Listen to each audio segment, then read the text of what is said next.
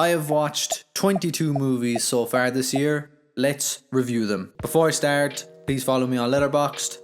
Let's get into this. Okay, so starting off extremely strong, the first movie I watched this year was Catch Me If You Can. This is a movie that I've always wanted to watch. I knew Leonardo DiCaprio and Tom Hanks are in it. That's just a recipe for an absolutely scrumptious meal, and it really did deliver. Great story about a con man. He was very easily able to con like the whole airport flying system, and as the title says, it's about a detective trying to catch him the entire time. It's fantastic. Great movie. I gave it 4.5 stars. Next up, we have Society of the Snow. Wow.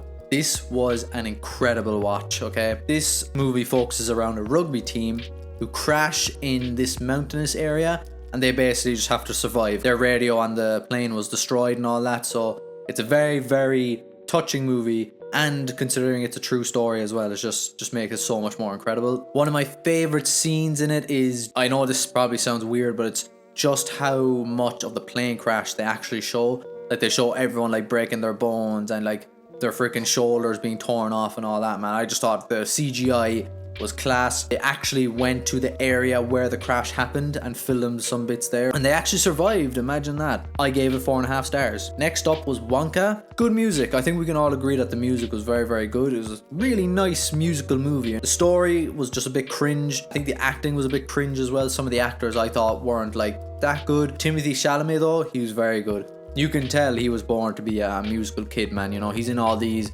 very serious movies like Beautiful Boy and Dune and all that, but you can tell he had like a lot of fun making this. He's a great dancer, good singer, good acting. I personally would not have gone down that way for a Wonka movie. If I was to make a Wonka movie, I think I would have made it like a horror or something like that. I think that would have been way better. I was a bit disappointed when I heard it was a musical movie, but look, it was fun. It was a fun movie. 3.5 stars. Next up is Priscilla. I kind of forgot that I watched this movie, but now that I think about it, I actually thought it was fantastic. I love this movie. Now, we are coming off the back of a pretty big Elvis movie that came out. Wow, that came out 2 years ago, man, Jesus. With Austin Butler, we all are really interested in the story of Elvis, and this just kind of gives a different backstory into it. Now, Elvis, we all know, the Austin Butler, you know, the story we got is that like Elvis is this hero, and he's this amazing person, he's so nice and all this. This movie just gives a bit of a darker light into Elvis. This is all about Priscilla. She is a lot younger than him, okay, and that's kind of the first thing they touch on, is that she is so much younger than him. It all just shows that he's like a bit abusive as well, and that when he goes off to concerts and shit, he kind of just forgets her, to be honest. There's one really crazy scene where he throws a chair at her, you know what I mean? So everyone's like, holy Jesus Christ, that's crazy, man, you know? And I'm guessing that's probably what it was like, especially back in those times, man. One thing I didn't like at first was it ended really abruptly. It ended with her kind of like leaving the marriage, and I was like, oh man, but what about like Elvis? Like, he didn't even die yet. I wanted to see how she reacted to that, you know? But in the end then, my girlfriend kind of reminded me, she just goes, yeah, but this is Priscilla. This movie is Priscilla, not Elvis. This story ended. Her story was done. She left. She's gone. Fantastic film. 4.5 stars. Next up is Foe. Big letdown, man.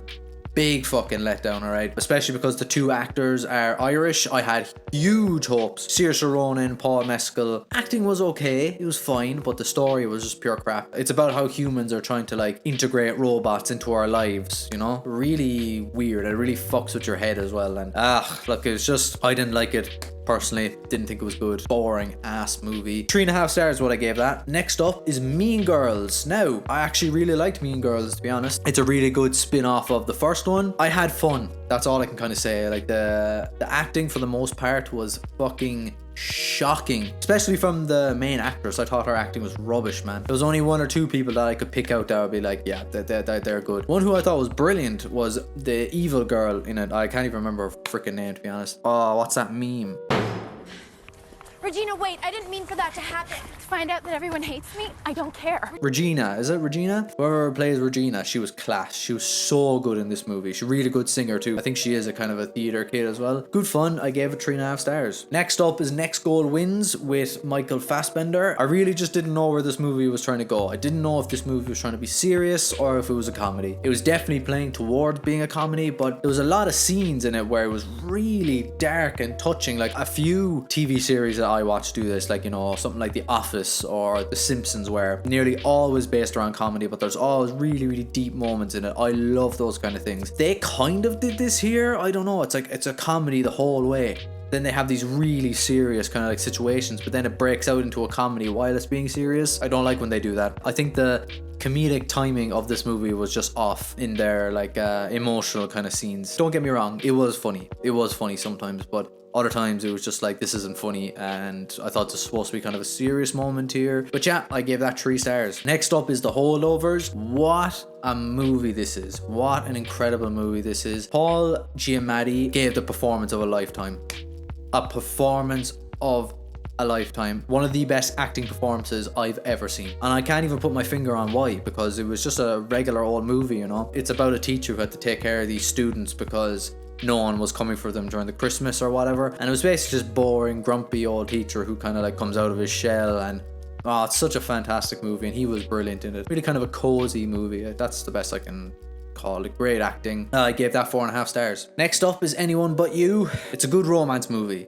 We don't get many of those anymore, and they did this really well. It's a very typical story where, oh, I got my heart broken by this guy, but now we're in this situation together where we have to get along. And then, oh, look what happens, we fall in love, you know. Very simple story, but yeah, it's just fun. Acting was fine. I'm looking at my review. It says I gave this 4.5 stars. There's no fucking way I gave this 4.5 stars. Yeah, sorry, 4 stars. I write down my notes and said 4.5. I was like, no way. Next up was All of Us Strangers. Another movie with 2 Irish actors in it, so I had high hopes, and it definitely was good, man. It was a good movie, good watch. I kind of don't fully remember it, to be honest with you. One of the guys is kind of like slowly losing his mind to a traumatic event. I think his like parents were both killed in a car accident. He's trying to like relive his childhood, but he's also an adult, so like that's the best way I can put it. And it's just about him trying to battle that, you know. So it's a really good movie. It also kind of played with my mind a bit. I didn't really like fully understand what was happening, but no, I enjoyed it. I gave it 4 stars. Next up, Bob Marley, One Love. It's the first biopic movie here. This was done so well. This was a fantastic movie. I never realized how hard Bob Marley had it. To be honest with you, I knew nothing about Bob Marley. At the very beginning, it shows like him recording with his buddies, and then all of a sudden these boys came in and start shooting him up. Like, obviously his music is just so good, so that obviously helps with the movie being great. They put a lot of emphasis into this movie because it was his relations that kind of made this movie. Even before the movie even begins, his like relative comes on screen. He just says, oh look, we've tried our very best to make this the best movie about Bob Marley that we can. So great movie. I gave it 4.5 stars. Next up is The Wonderful Story of Henry Sugar. This was a short movie that I watched on Netflix. It's about a Roald Dahl book, I think. This is the first out of 2 5-star movies that I've watched. I love this style of directing. It was amazing. It's like they're reading a book straight to you, but all the stuff is happening around them, and I think it's all done in one shot as well, which makes it cool. It made a really boring story really entertaining. Yeah man, first my 5-star, loved it. The style is just so cool and the acting was brilliant. Next up is Damsel. Don't really have much to say about this movie. This is the 3rd Millie Bobby Brown Netflix shit movie that's come out. She also had Enola Holmes 1 and Enola Holmes 2, which are also pretty bang average. This whole movie is shit besides one thing. One thing made this movie really good, and that was the dragon. Every time the dragon was on this movie, it just, oh god, the animation of the dragon, how the dragon acts, how the dragon speaks, everything about the dragon was absolutely amazing. He was so scary, and he was just so cool in that movie. The whole story is pretty basic. It's just like, you know, oh, I have to fight this dragon because he's killing everyone. Then in the end, Millie Bobby Brown and the dragon becomes best friends. If the dragon wasn't in this movie, I probably would have stopped watching it. I gave it 3 stars. Well done to the dragon. Next up is Poor Things. This is one of the lowest ranked movies on this list. Can you believe that? I just didn't like it. Just didn't click with me. I was very, very uncomfortable the entire time, but I can see why people like this movie. I can see why they like it. I can understand why Emma Stone won the Oscar. She was amazing. But the whole premise just really made me uncomfortable. How am I going to say this in the nicest way possible? It made me feel like this grown adult with a disability. It made me feel like she was a kid having sex with an adult. I don't know what to tell you. It just made me so fucking uncomfortable. But I can see why it won all the things. I can see that, but it just made me uncomfortable. 2.5 stars. Next up is the lowest rated movie, which is Irish Wish. I have nothing good to say about this. I know some movies can be bad, but in a fun way. kind of like the after movies. They're bad, but in a fun way, because everyone knows the acting is terrible. They can't act. But this one is, I think they tried and they were just so bad. It was so bad. It wasn't even funny in a bad way. For me, being Irish, it definitely doesn't help this rating, because, you know, I'm very critical about all that kind of stuff. All these Americans act with an Irish accent was pathetic. Absolutely pathetic, man. Yeah, I have nothing more. Worst film on this list by a long shot. 1 star. Now, what a contrast. We're going from the worst movie ever to my second 5-star movie, which is Dune 2. There's absolutely no doubt about it. This was one of the best movies of the year. So I watched Dune Part 1 in December, just to kind of catch up with all the lore and all that, because it's a big lore. I think it's more than 3 hours, but it just felt so short because there's just so much being crammed in, you know? Everything to the visuals, to the acting. Every time the worms come on the screen, it's such a fever dream, man. One thing they mastered for this movie was the sound design. What an achievement that they did, you know, with everything, with the, you know, pumping the sound to try and get the worms going. In my opinion, this is better than Star Wars. That's going to offend a lot of people. I think this is better than Star Wars. We should never see Yoda's better than...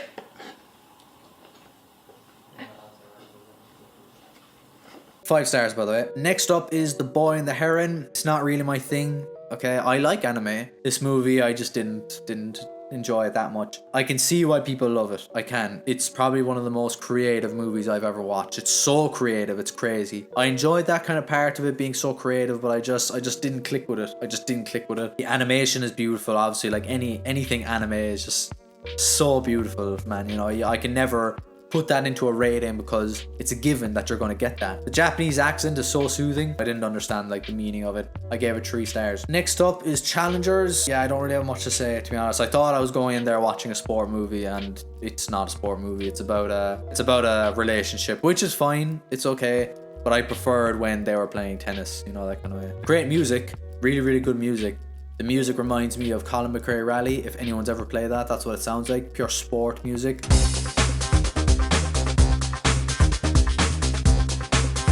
I gave it 3.5 stars. Yeah, it's fine. Zendaya's good in it. They're all good in it. Next up is Back to Black. This is the second biopic movie about Amy Winehouse. Yeah, it's not as good as Bob Marley. It's all about her and her addiction, but it's also about like her relationship with her boyfriend and how like, oh, her boyfriend got her into all the drugs and alcohol and all that. Really interesting, actually. The dude who played the boyfriend actually had to go and interview the real boyfriend and talk about like what happened and like what's his opinion on it. So yeah, it's a good movie. I think the actress looks nothing like Amy Winehouse. I thought that was pretty weird. The ending was absolutely brilliant. The ending was so good, the way they incorporated her songs at the end. 3.5 stars. Next up is Wicked Little Letters. Yeah, I really like this. This is a really fun watch. I really enjoyed this. Again, another Irish actor. So it's about this Irish woman who goes to live in England, and everyone like in the neighborhood doesn't like her at all. She's like crazy and all that kind of stuff. Eventually, all these weird ass letters get sent out to everyone, basically just saying all these curse words and all that stuff, and they're trying to like pin it on the crazy Irish lady. Great movie, 4 stars. Next up is Ezra. This was a pretty emotional movie. This was about, basically it's just about a family dealing with a boy who has autism. The actor who plays the autistic boy is autistic himself. That made me question, because I was like, man, if this kid does not have autism, first of all, it's really wrong morally, but second of all, it's probably the greatest acting performance of all time. If he doesn't, but he does have autism. So I think a lot of the tics that happen in the movie, it actually happens to him in real life. Robert De Niro is in it. He's so random that he's in it, because it's not really a big movie. Great movie. I gave it 3.5 stars. Coming into the final movie that I've watched in the first half of 2024 is A Quiet Place Day One. This was a fantastic movie. If you don't know, I'd recommend you watch the first 2 A Quiet Place. These monsters that have taken over Earth, and the only sense that they have is hearing. So you have to be like extremely quiet, or else these monsters will come and like maul you to death, basically. It's a very interesting storyline, but this is about when they came into play, like when they landed on Earth and all that. So it's about this woman who's trying to like obviously get through all these monsters and shit, but interesting enough, she's also dying herself. She's in hospice care. Going through this movie, she already knows she's gonna die, so it gives it a bit of an interesting dynamic. There's also a cat in it, which is very good, but I say this about every single movie that has animals in it. If you kill off the animal, I'm automatically giving the movie like 0. I've fucking no tolerance for that. We build a bond with this cat instantly, so like you're like, oh my god, if this cat dies or whatever, it's gonna ruin the whole movie. So I was on the edge of my seat the whole time, but obviously they did that on purpose, you know, that does add to the film, but it was magic, man. Great movie. The whole monster thing is just amazing. Last thing I'll say about that is we watched it in, I think it's called 4DX. I never knew these things existed. It's like, you know, where the seats move.